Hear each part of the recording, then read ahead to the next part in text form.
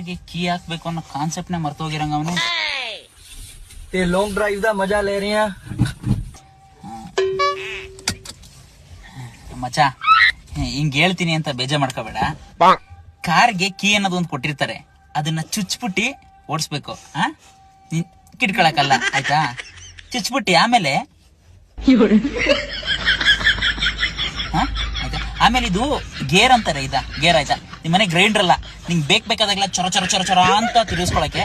ಆಮೇಲೆ ಇದನ್ನ hand break ಅಂತಾರೆ. ನಿನ್ ತಮ್ಮ ಅಲ್ಲ, ಬೇಕಾದಾಗಲೆಲ್ಲ ಎಬ್ರುಸ್ ನಿನ್ಸ್ಕೊಳಕ್ಕೆ. ಆಯ್ತಾ? ಓಡ್ಸು. ಎಂತೆಂತವರೆಲ್ಲ ಸಿಗ್ತಾರೋ. ಅಲ್ಲೇ ಚುಚ್ಚು. A few moments later.